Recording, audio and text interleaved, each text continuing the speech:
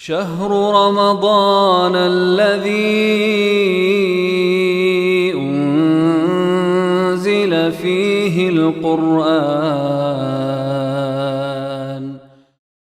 الأنبياء والمرسلين محمد وعلى آلہ وصحبہ اجمعین ومن تبعهم بإحسان إلى یوم الدین. اما بعد، محترم ناظرین و سامعین، رمضان کا یہ مبارک اور عظیم اور مقدس مہینہ ہم اور آپ کے اوپر سایہ فغن ہے.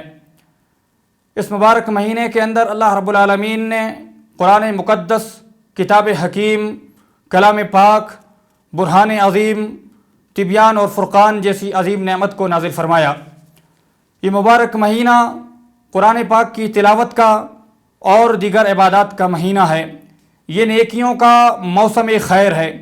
یہ برکتوں کا اور رحمتوں کے نزول کا مہینہ ہے. یہ پورا مہینہ مغفرت کا، رحمت کا اور اللہ رب العالمین کی سعادتوں کو سمیٹنے کا مہینہ ہے. اس مبارک مہینے کی اہمیت کو اور قدر و منزلت کو جان کر کے اس میں زیادہ سے زیادہ عبادتیں کرنے کی کوشش کرنی چاہیے. اس مہینے کے اندر جنت کے دروازے کھول دیے جاتے ہیں، جہنم کے دروازے بند کر دیے جاتے ہیں، سرکش شیاطین کو جکڑ دیا جاتا ہے، روزے دار کی مغفرت کر دی جاتی ہے.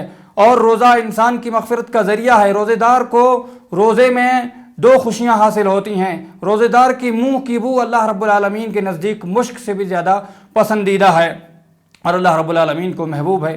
اس مبارک مہینے میں نیکیوں کے اعمال اور اس کا اجر و ثواب بڑھا دیا جاتا ہے، دگنا اور تگنا اور کئی گنا بڑھا دیا جاتا ہے، اور اس نیکیوں کے ثواب کو اللہ رب العالمین زیادہ کر دیتا ہے. روزے کا بدلہ صرف اللہ رب العالمین خود عطا کرے گا. روزہ انسان کے لیے ڈھال ہے، لہذا اس مبارک مہینے میں کثرت سے عبادتیں کرنی چاہیے. اللہ رب العالمین ہمیں اس مبارک مہینے کی عظمت کو پہچان کر کے اس میں زیادہ سے زیادہ عبادت کرنے کی توفیق عطا فرمائے. آمین. اقول قولی ھذا واستغفر اللہ لی ولکم سائر المسلمین من کل ذنب فاستغفروہ انہ هو الغفور الرحیم. السلام علیکم ورحمۃ اللہ وبرکاتہ.